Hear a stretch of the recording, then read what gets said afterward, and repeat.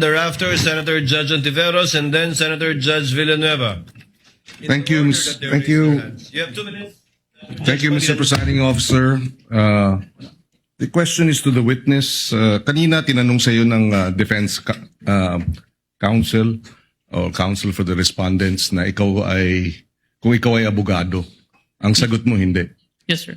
Ikaw ba degree holder? Yes, Your Honor. Ano ang degree? Bachelor of Science in Accountancy, Bachelor of Science in Accounting Technology, and I'm a certified public accountant, sir. So you're a certified public accountant. Yes, sir. Kahapon, tinanong ko sa iyo yung training. No? Kasi nabanggit mo, nagkaroon ka ng mga training. Ang nabanggit mo kahapon, 2 weeks ng training. Yes, sir. Pero on what matter? Only on photo and video authentication, sir. Okay.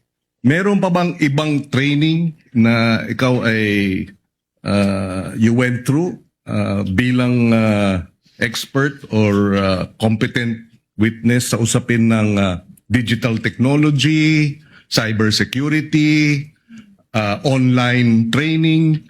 Meron ba? Yes, Your Honor. Anong mga ito? I mentioned that I have a training in Certified Computer Hacking Forensic Investigator. I have a training in Computer Forensic, Mobile Forensic, and Photo and Video Authentication training. I have also training in Cybercrime Investigation. We also undergone a 480 hours training on cybersecurity. And a training before we start the Bureau, we have undergone the NBI Academy, which teach us all the aspects in investigation, sir. Okay, and siguro last question. Ang training na ito, puro local ba o meron ding training sa ibang bansa? I have an international, sir, recently. Ano yan? It's a training in Strasbourg. Okay. The name of training is...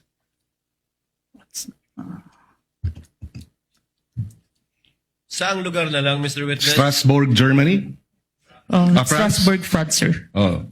It's a 5 days training, sir. And meron pang ibang international seminars na inattendan mo? International, sir, but it is conducted locally, the Interpol, sir.